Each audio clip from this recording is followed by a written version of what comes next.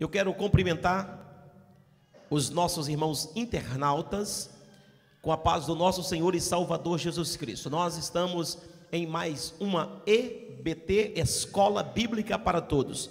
E desta feita nós estamos estudando o Evangelho de Mateus. Para tanto, estamos hoje no capítulo de número 5 de Mateus. É o Sermão da Montanha. Então todos abram a Bíblia, você também em casa, abre a sua Bíblia. Diz assim o versículo de número 1, estudando o capítulo hoje de número 5, nós iremos estudar o versículo de número 1 ao versículo de número 5, somente 5 versículos para a aula de hoje. Sermão da Montanha, as Beatitudes.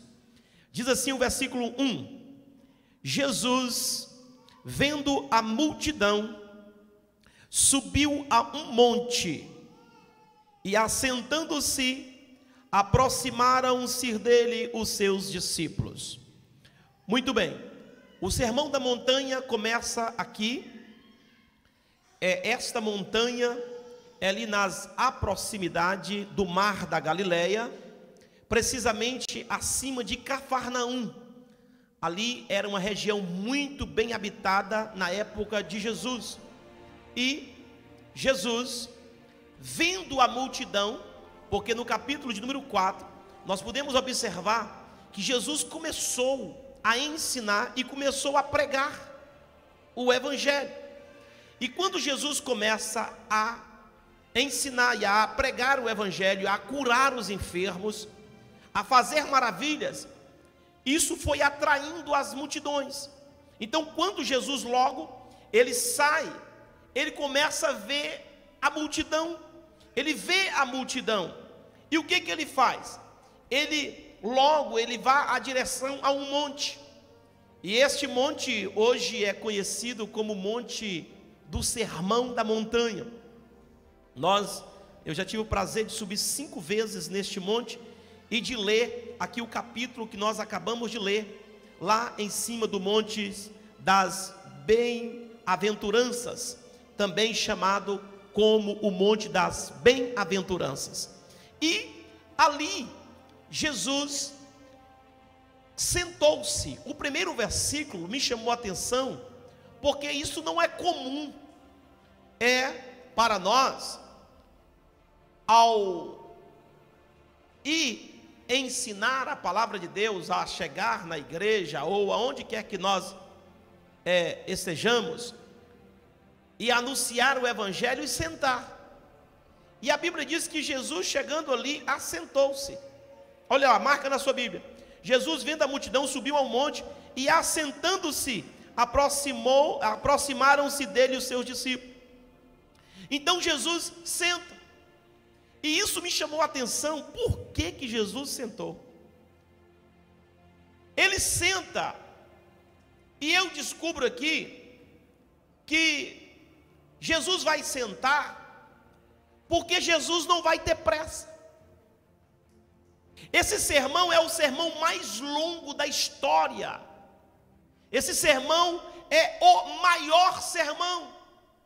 Nunca foi pregado na face da terra, nunca foi ensinado por homem algum na face da terra um sermão como este, um sermão comprido, um sermão que realmente para o pregador ou para o professor seria muito cansativo.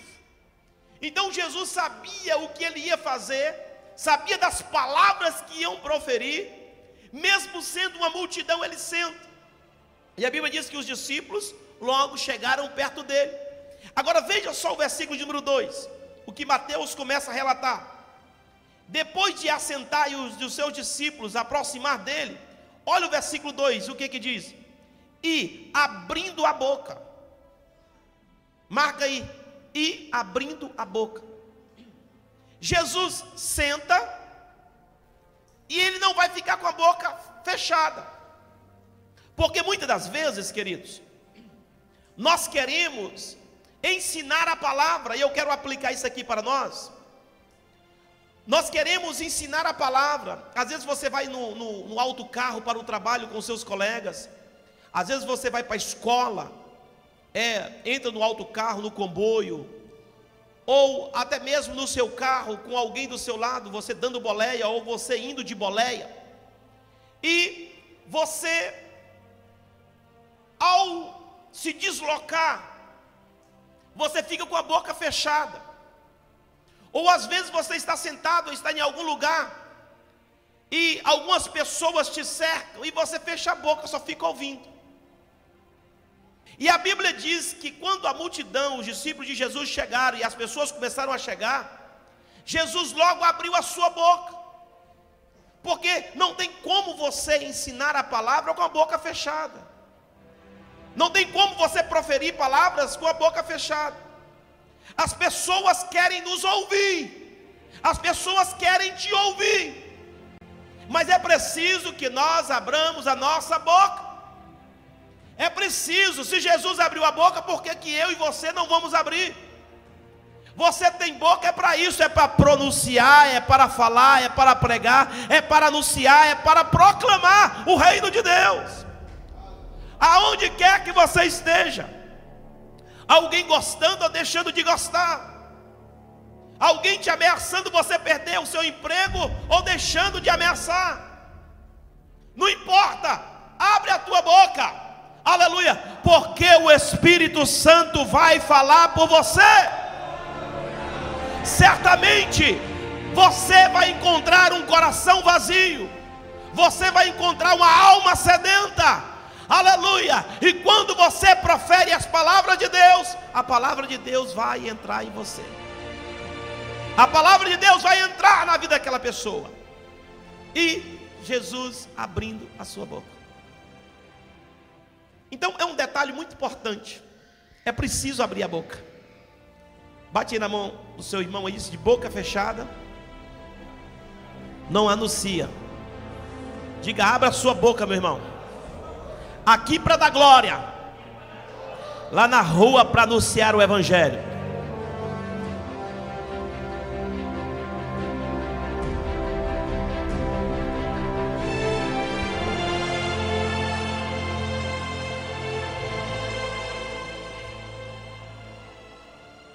Então, aqui o Sermão da Montanha é o capítulo de número 5, capítulo 6 e o capítulo de número 7. Todos esses capítulos que eu acabei de citar, 5, 6 e 7, é um longo sermão de Jesus. Alguns dizem que esse sermão, Jesus passou não somente um dia para proferir este sermão, e as pessoas estavam ali. Quando nós formos estudar o capítulo de número 7, formos ver no final, você vai observar que no final do sermão de Jesus, o povo ainda estava ali sedento, querendo mais, dizendo, manda mais papai, manda mais, eu quero ouvir tudo que o Senhor tem para dizer. Então o povo não cansava de ouvir, porque Jesus falava, ensinava com autoridade. Jesus ensinava de uma tal forma que chamava a atenção dos seus ouvintes, dava sede nas pessoas de lhe ouvir, dava vontade de cada vez mais as pessoas de se cotovelarem um ao outro e de se aproximar mais para ouvir Jesus falar. E é justamente isso que você vai fazer aqui nessa noite, aleluia, deixou tudo, parou tudo para ouvir Jesus falar com você, aleluia. Coisa boa, irmãos, é nós gostarmos do ensinamento de Jesus. Coisa maravilhosa é nós gostarmos da palavra do Senhor. Coisa maravilhosa é nós sentarmos, parar tudo para ouvir. Será que aquela multidão, aquele povo não tinha o que fazer para passar o dia todo ouvindo Jesus? Aleluias. Estar ao pé dele é mais importante do que qualquer outra coisa. Ouvir ele é melhor do que qualquer outro, aleluia, porque o Senhor Jesus, ele trouxe palavras maravilhosas. E aqui no Sermão da Montanha, bem precisamente, nós iremos aqui, queridos, ver coisas que vai nos chocar. Quando nós estudarmos os próximos capítulos, durante todo esse sermão de Jesus, que eu não sei quanto tempo eu vou levar para encerrar até o capítulo de número 7, mas coisas nós vamos ver aqui de nos assustar. Como assustou os ouvintes de Jesus da época. Por quê, pastor? Assustou muitas pessoas da época. Porque Jesus vai falar coisas que eles nunca ouviram ninguém falar. Jesus vai falar, vai proferir palavras que eles não gostariam de ouvir. Coisas que jamais eles imaginavam que iriam sair da boca de Jesus. Bem sabemos que aquele povo naquela época estava à procura de um reino, estava à procura de um rei, estava à procura de algo para que eles pudessem estar em cima. E Jesus vem trazendo tudo de forma contrária para eles. E nesse sermão da montanha, o sermão da montanha é um código. Atenção, obreiros. O sermão da montanha é um código de ética para os discípulos. A mensagem de Jesus para os discípulos no sermão da montanha era como se fosse um código de ética para os discípulos. Já para a multidão, Jesus, ao mesmo tempo que ensinava para a multidão, ensinava também para os discípulos. Para os discípulos era como um código de ética pastoral, um código de ética para que os discípulos viessem a assumir uma posição diferenciada dos escribas e dos fariseus, dos doutores da lei. Jesus vai ensinar coisas aqui que os discípulos vão ficar pasmos, parados, vão ficar assustados, porque não era nada disso que eles aguardavam e nada disso que eles esperavam. Então nós vamos ver esse código de ética para nós obreiros, para os pastores, para os presbíteros, para os diáconos, para os evangelistas, para os missionários. E ao mesmo tempo, igreja, também era um padrão de conduta para os cristãos, para os seguidores de Jesus. Esse sermão nós vamos ver que existe aqui um padrão de conduta. É nesse sermão que nós aprendemos a ser crentes. É nesse sermão que nós aprendemos a ser fiel.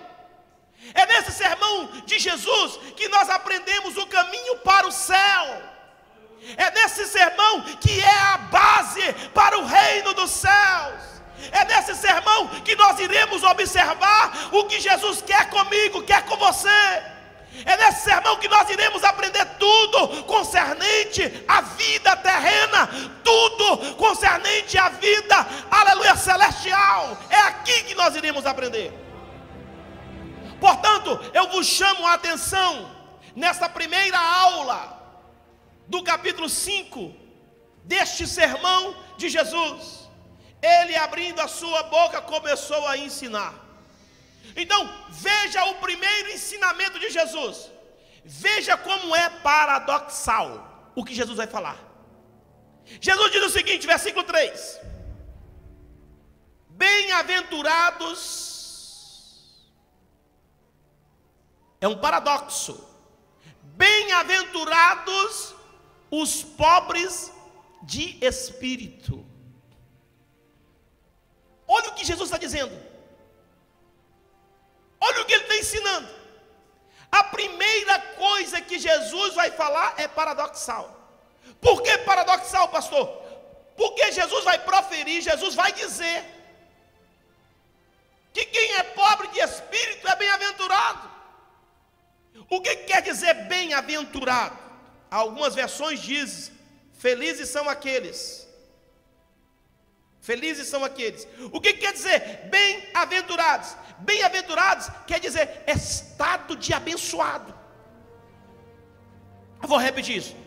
O que quer dizer bem-aventurado? Bem-aventurado é um estado de abençoado. Bem-aventurado é um estado superior de felicidade, de alegria. Então veja o paradoxo. Jesus está dizendo: bem-aventurado, felizes são aqueles que são pobres de espírito. Pobre de espírito? Sim, pobre de espírito. Porque o ensinamento não seria esse. Seria esse assim: bem-aventurados os ricos de espírito. Porque pobre aqui não é a palavra pobre no sentido de pobreza, de economia. Não está querendo dizer pobre de não ter economicamente. Não é pobre. Aqui a palavra pobre quer dizer humilde. Bem-aventurados os humildes de espírito. Então Jesus vai ensinar e dizer que o humilde de espírito é bem-aventurado, será feliz. Enquanto muitos achavam que, na verdade, são os orgulhosos. O que é orgulhosos? Porque muitos batiam no peito, no meio da praça, orava, clamava a Deus, batia no peito e dizia assim: eu já estou 3 dias de jejum, eu estou orando, eu sou crente, eu sou o melhor, ninguém jejuma como eu, ninguém ora como eu, ninguém faz o que eu faço. Eram os crentes da época. Uns queriam ser mais crente, mais santo do que os outros. Orgulhosos. Aí Jesus disse o seguinte: olha, você sabe quem é feliz? É quem é pobre de espírito. Você sabe quem é feliz? É quem é humilde de espírito. Aleluia. É quem tem o espírito quebrantado. É quem tem o espírito, aleluia, totalmente desejoso, humilde. Meu irmão, a arrogância que agora quebra, Jesus quebra a arrogância no meio. Ele está dizendo assim: olha, você quer ser feliz, que aleluia, são felizes, mas como? Isso é um paradoxo, Jesus. Não tem como alguém ser humilde de espírito e ser feliz, e ser alegre, e ser bem-aventurado. Mas Jesus disse: no meu reino é assim. Quem é pobre de espírito, no meu reino é bem-aventurado, no meu reino é feliz, no meu reino é abençoado. Jesus começa a pregar o que ninguém quer pregar, meu irmão. Porque o que nós vemos por aí é muita gente querendo um espírito exaltado. Pessoas que querem cantar para aparecer, pessoas que querem pregar para aparecer, pessoas que gostam da igreja quando ele aparece. Não tem nada de humildade, espírito humilde, não tem pobreza de espírito. Quer ser rico de espírito. Eu sou, eu faço, eu tenho. Foi eu é quem fiz, foi eu é quem dei. Se não fosse eu, não tinha acontecido. Aleluia. Mas Jesus disse: olha, é o seguinte, eu quero dizer para vocês que felizes, bem-aventurados, aleluia, são os humildes de espírito. Aleluia. Muitas das vezes alguém na igreja, aleluia, tão massacrado, às vezes no trabalho, na rua, até mesmo na igreja, é taxado como bobo, como bestalhado, como dizem por aí, aleluia, porque tem um senso humilde de coração, aleluia. É esses que verão a Deus, é esses que verão o reino de Deus. Jesus está dizendo o seguinte: é você que é feliz, é você que vai herdar o reino de Deus. Oh, aleluia!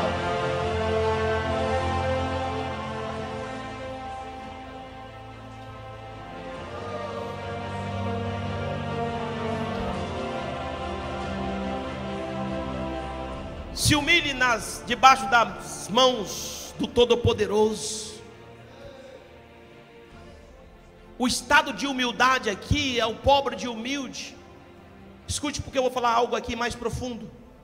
Você sabe o que é esse estado de humildade? O que é esse pobre de humilde? Esse pobre de espírito? Olhe para cá para você aprender. Esse pobre de espírito, você sabe o que isso significa? Isso significa dependência. Eu não tenho condição própria.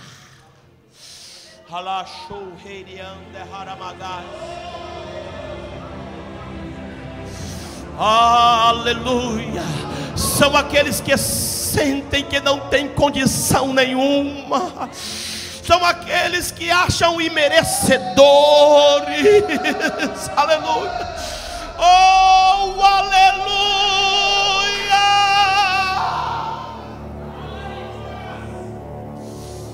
Oh, vai na choro romeando haramagai.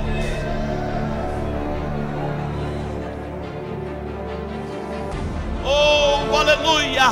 É condição espiritual. Alguém me disse outro dia o seguinte: chegando lá na Nova Adef da cidade de Amós, alguém me disse assim: pastor, eu quero dizer uma coisa para o senhor, eu não sou digno de fazer parte deste ministério, eu não sou digno de fazer parte desta obra. Eu vejo tanta grandeza nesta obra, eu vejo que Deus vai estar fazendo tanta coisa, eu me sinto tão pequeno, eu me sinto tão incapaz. Eu disse: é isso aí mesmo, meu filho, é desse jeito mesmo, meu filho, aleluia. Porque quando você reconhece que é incapaz, quando você reconhece que você não é nada, quando você reconhece, aleluia, que você não tem condição própria, é desse jeito que Deus está agradando de você.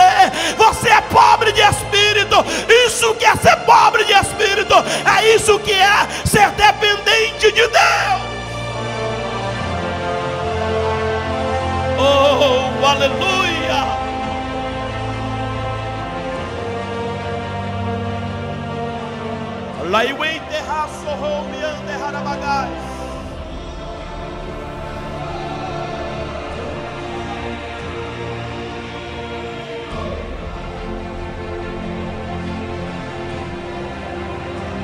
Aleluia. Ser pobre de espírito, obreira Mary Lemos, é justamente, aleluia, é sentir que não tem autossuficiência.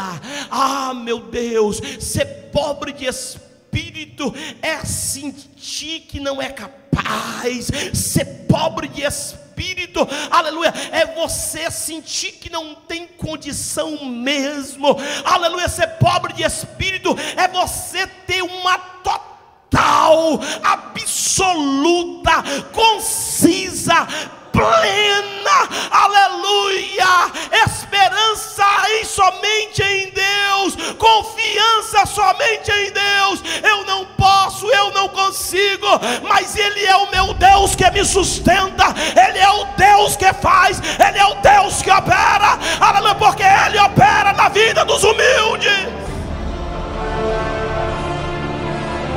Aleluia.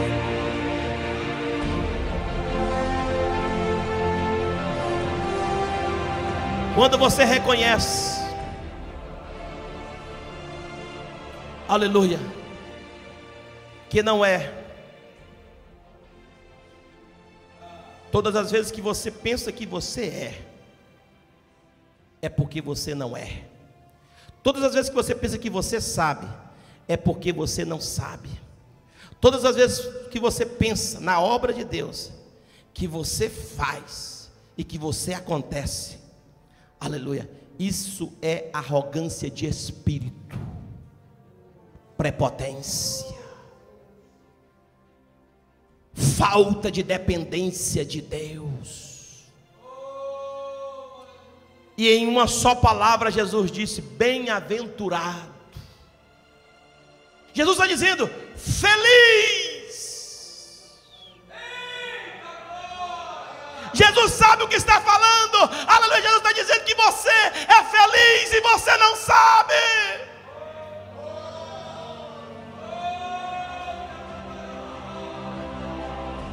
Aleluia, isto que é senso de felicidade, isso que é senso de alegria, aleluia, isso que é ser abençoado por Deus. Oh, aleluia, sinta abençoado hoje, meu irmão. A sua simplicidade, a sua humildade, aleluia, a sua dependência de Deus faz de você uma pessoa feliz, faz de você uma pessoa bem-aventurada. Para os doutores da lei, para os professores, para os eruditos, esses são jogados de lado, não presta. E Jesus disse: no meu reino esses são bem-aventurados. Sabe por que Jesus está dizendo isso?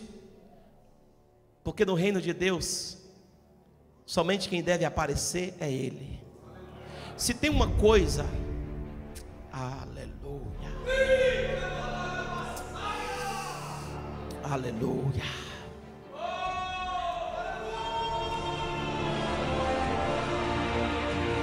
aleluia. Se tem uma coisa que está neste livro, que Deus não dá para ninguém, para a senhora ninguém e para senhor ninguém, é a sua glória.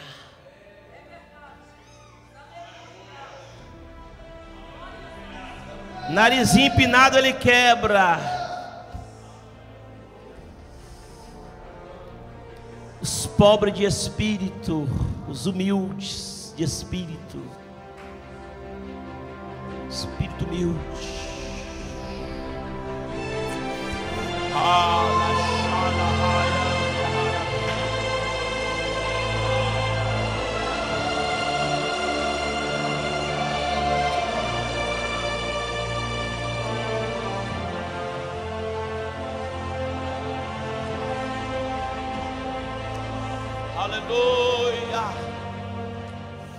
As bem-aventuranças de Jesus é um estado superior de felicidade.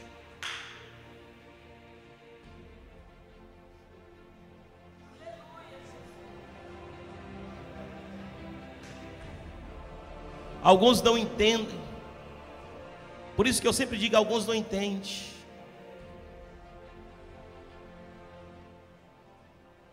Aleluia, por causa da nossa alegria. E isso é paradoxal, porque na verdade, deveria ser aqueles pompudos, mas não. Jesus está dizendo que felizes são esses. Irmãos, coisa maravilhosa. Jesus não está falando de pobreza econômica.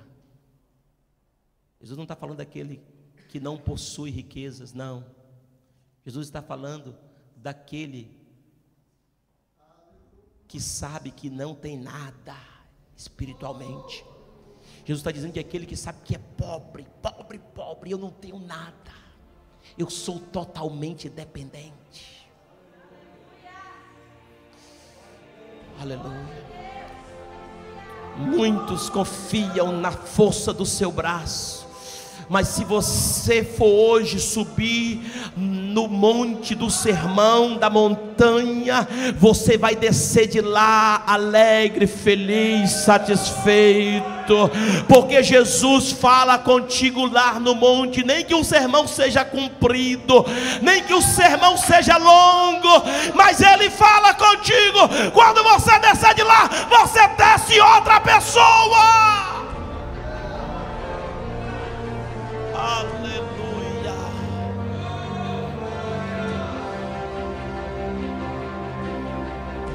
Aleluia. Diga assim comigo. Diga assim comigo. 9 bem-aventuranças. Foi fraco. Diga 9 bem-aventuranças. Ah, tá fraco. 9 bem-aventuranças. Aí melhorou. 9 bem-aventuranças. Esta é a primeira.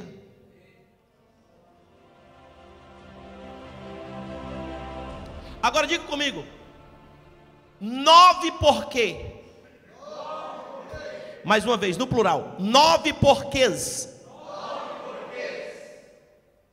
Diga comigo. 9 bem-aventuranças. E 9 porquês. Então escute.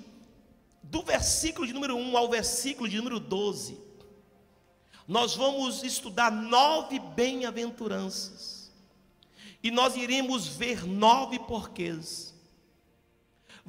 Nós ouvimos agora a primeira bem-aventurança, vamos ver agora o porquê. Parte B. Alguém lê a parte B para mim? Marque aí e leia de novo.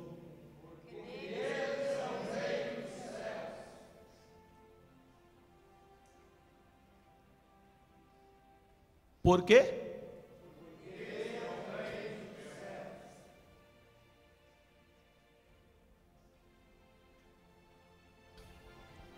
Entendeu? Toda bem-aventurança, logo depois da bem-aventurança vem a recompensa.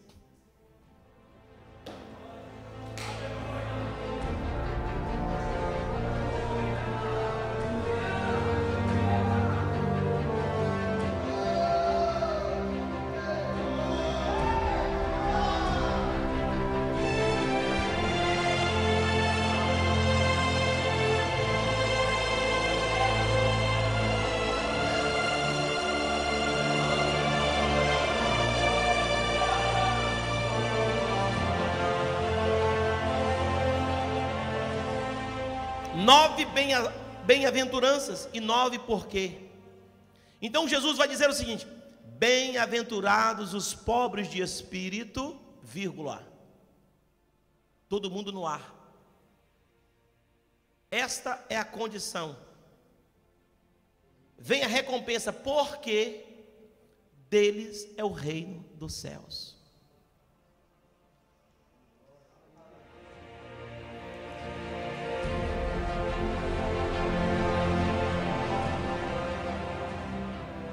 É por isso que Jesus disse que bem-aventurado é o pobre de espírito. Sabe por quê? Porque dele é o reino dos céus. Porque deles é o reino dos céus.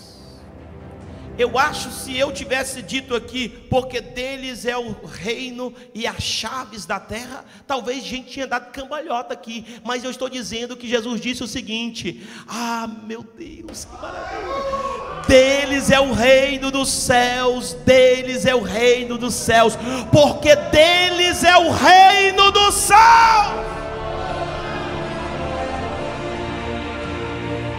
Você sabe o que Jesus está dizendo, irmãos? Escute.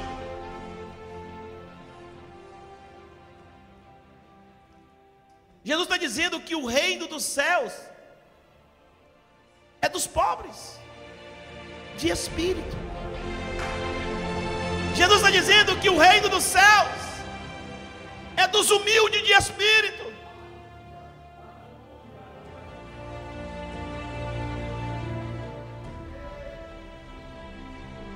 Isso quer dizer que nenhum que não é humilde de espírito, isso quer dizer que ninguém que não é pobre de espírito, que não é humilde de espírito, reinarão no reino dos céus, ou entrarão no reino dos céus. Jesus está dizendo que o reino dos céus é deles. Deles quem? Dos humildes de espírito, dos pobres de espírito. Por isso que Jesus está dizendo que felizes são esses. Por isso que Jesus está dizendo, bem-aventurados são esses. Por isso que Jesus está dizendo que os que estão no status de abençoados são esses. Aleluias. Coloquemos na posição de buscar o reino dos céus. Pastor, por que é paradoxo? Paradoxo porque ninguém quer ser, naquela época principalmente, queriam ser humilde de espírito, pobre de espírito. Todo mundo queria ser rico de espírito. E ninguém também estava atrás de reino dos céus, estava atrás do reino da terra. Não parece ser diferente dos dias de hoje.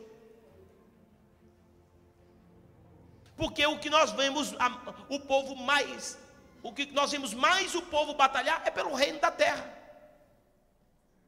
E para a exaltação de espírito.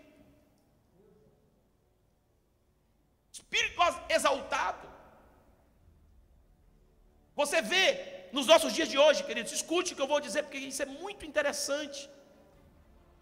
Tem pessoas que às vezes não têm nada. Ele passa a ter alguma coisa, fica exaltado. Até o andar do sujeito muda.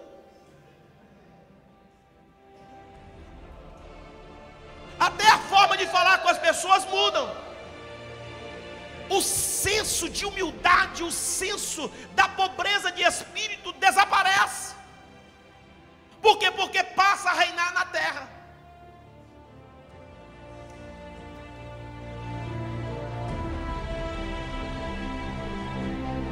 Agora, aqueles que pertencem ao reino dos céus, aqueles, aleluia,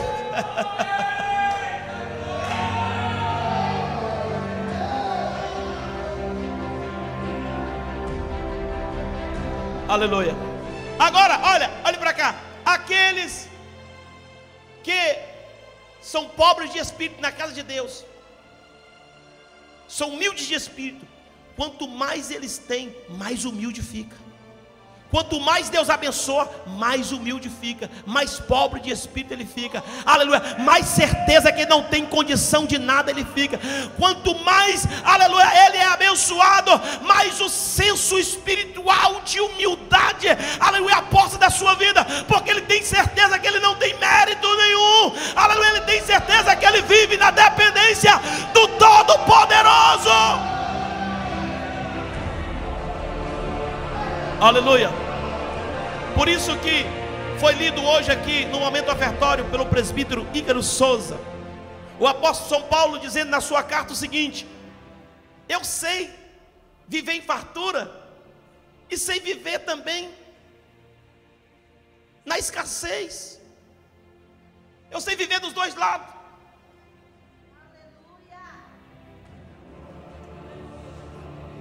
Porque o crente, irmãos, o pobre de espírito, ele sabe viver dos dois jeitos, na fartura e também na desventura,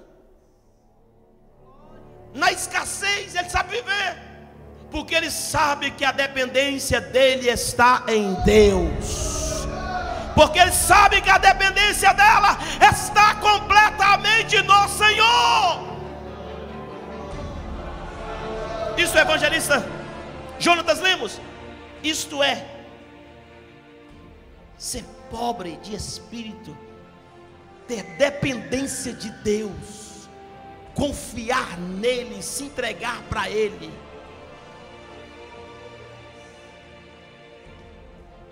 E saber que nós somos dele. Quando eu estou Quando eu estou muito cansado, quando eu chego em casa muito tarde, às vezes, que às vezes vocês sabem, o pastor dá atendimento, eu já dei atendimento até meia-noite, às vezes 1h da manhã. Outro dia alguém me ligou 1h da manhã. E às vezes chego em casa, às vezes estou muito cansado, por ter acordado muito cedo. E ali é de praxe para os cristãos antes de dormir e orar. Então eu vou orar a Deus, vai aquela oração rápida, porque não dá mais, não aguenta mais. Se joelhar ali, ficar, dorme. Aí eu digo 3 palavras para Deus. Eu digo para Deus o seguinte: Deus, tu sabes que eu sou teu. Tu sabes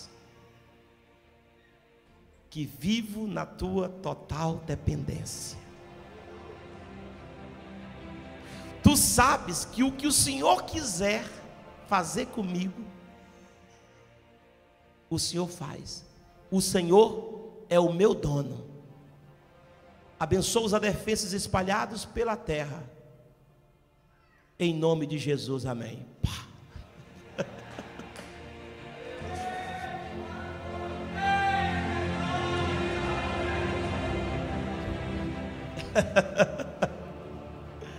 Aleluias. Viver em total dependência, irmãos, às vezes não precisa muitas palavras. Essa igreja é uma igreja que ora, e nós queremos passar muito tempo na presença de Deus em oração, de joelhos e etc e tal, mas nós vivemos na dependência de Deus, e Deus sabe de todas as coisas. Deus conhece todas as coisas. Amém? Vamos para a segunda bem-aventurança. Aliás, o tempo acabou. Seria bem-aventurados os que choram. E vai ficar para o próximo sábado. Eu vou deixar para o próximo sábado, porque os irmãos internautas, nós estamos pregando uma série de mensagens no Evangelho de Mateus, aprendendo com os passos, com as palavras e com o gesto de Jesus. Não perca. Nós já temos aí cerca de 10 mensagens já pregadas até o capítulo de número 5, tá bem? Esta é a primeira do Sermão da Montanha, e nós voltaremos no próximo sábado com a próxima mensagem. Você não perca, iremos falar sobre bem-aventurados os que choram. Amém? Vamos ficar de pé. Deus abençoe os nossos irmãos internautas.